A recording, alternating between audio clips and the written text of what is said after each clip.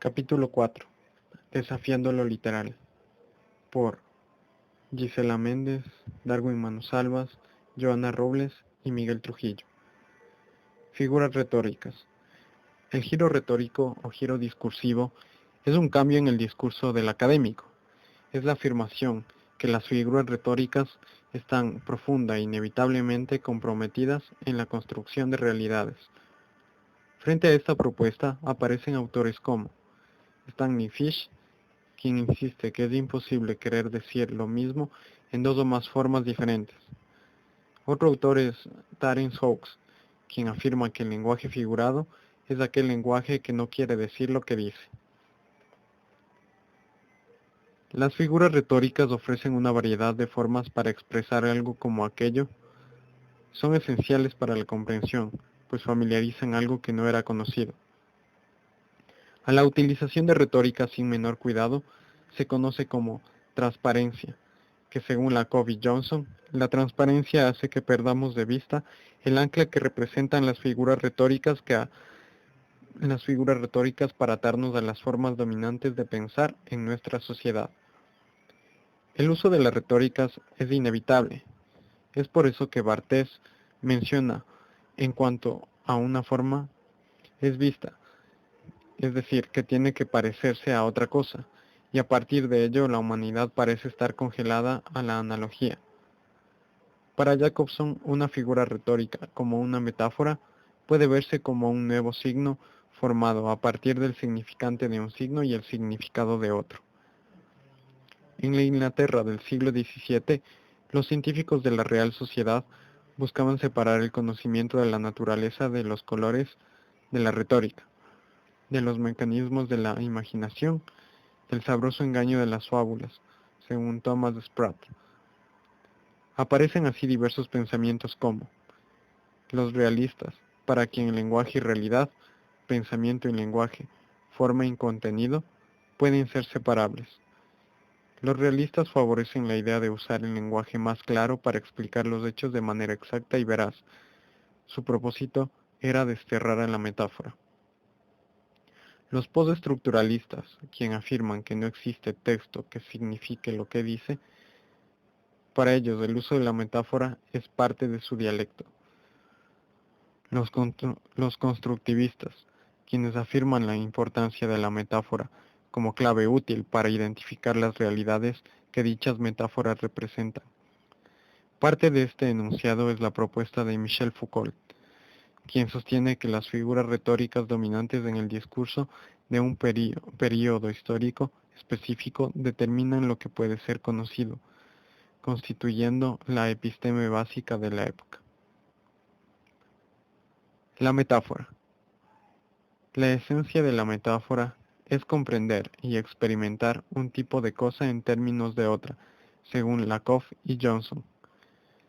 Para la semiótica, la metáfora es un significado, actuado como significante y refiriéndose a un significado distinto. La metáfora en un inicio no es convencional, porque parece desechar la semejanza literal o denotativa. El fundamento de la semejanza sugiere que la metáfora implica un modo icónico. Las metáforas no necesariamente son verbales, pues existen metáforas visuales como las que apreciamos en anuncios o películas y de las cuales debemos sacar nuestras propias conclusiones respecto a los asuntos de comparación. En este punto aparece Judith Williamson, quien sostiene que los anuncios ofrecen un tipo de diccionario que nos mantiene al tanto de nuevos significados y significantes del consumo. Lakoff y Johnson muestran varios tipos de metáforas. De orientación. Aquellas relacionadas con la organización espacial, arriba, abajo, dentro o fuera. Ontológicas, las que se asocian con actividades, emociones o ideas con entidades y substancia, pues implican una personificación. Estructurales, son globales, pues se basan en los dos tipos anteriores. Permiten estructurar un concepto a partir de otro. Estos autores señalan que las metáforas pueden variar de una cultura a otra, pero no son arbitrarias, pues se derivan de una experiencia física, social o cultural. Las metáforas dominantes suelen reflejar e influir en los valores de una cultura. Metonimia. Es la función que implica usar un significado para representar otro directamente relacionado con el primero o estrechamente asociado a él. La metonimia es la evocación del todo a través de una conexión. Consiste en utilizar, para referirse al nombre de una cosa o a una relación, un atributo, un sentido sugerido o algo estrechamente relacionado con ella. Las metonimias pueden ser visuales o verbales. Mientras a una metonimia está asociada con el realismo, la metáfora lo está con el romanticismo. Ironía. Se basan en oposiciones binarias. Puede reflejar lo opuesto de los pensamientos o sentimientos de quien habla o escribe, o el opuesto de la verdad sobre una realidad externa. Una afirmación irónica no es lo mismo que una mentira, porque no pretende ser tomada como cierta. Tropos maestros. Giambattista Vico. Es el primero en identificar los 4 tropos básicos: metáfora, metonimia, sinécdoque e ironía. Sin embargo, esta identificación se difundió en el siglo XX por Kenneth Burke, el cual hablaba de los 4 tropos maestros. Roman Jakobson consideró solo a 2 como fundamentales en lugar de 4, metáfora y metonimia.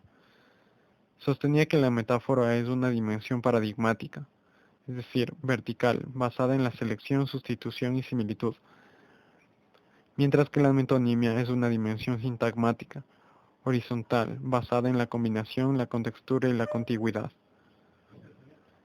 Denotación y connotación. La distinción entre denotación y connotación lo hace a nivel del significado. En semiótica, la denotación y la connotación son términos que describen la relación entre el significante y su significado, y hace una distinción analítica entre 2 tipos de significados: un significado denotativo, como la connotación. Denotación es el significado literal, es decir, su definición, como por ejemplo en los diccionarios. Connotación son las asociaciones socioculturales y personales, es decir, ideológicas, emocionales, etc., que tiene el signo. Estas asociaciones se relacionan con la clase social, edad, género, etnicidad, entre otros, dando a entender así que la connotación depende del contexto.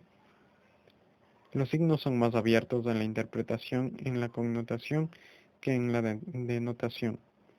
Es por eso que se considera como un código digital a la denotación y a la connotación como un código analógico. Los semióticos estructurales, así como los semióticos sociales, no aceptan la idea de un significado literal. Se plantea que los miembros de una misma cultura estarían de acuerdo en el significado denotativo de un signo, mientras que ningún inventario de significados connotativos generados jamás podría ser completo.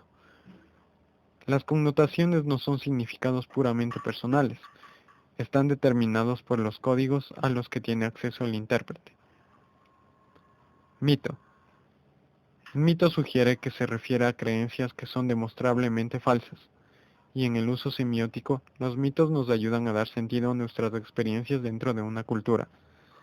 Expresan y sirven para organizar las maneras compartidas de conceptualizar algo dentro de una cultura. Para Barthes, los mitos eran las ideologías dominantes de nuestro tiempo. Por ejemplo, discursos acerca de la masculinidad, libertad, individualismo, etc. Para Barthes y Lévi-Strauss, la función de los mitos es naturalizar lo cultural, es decir,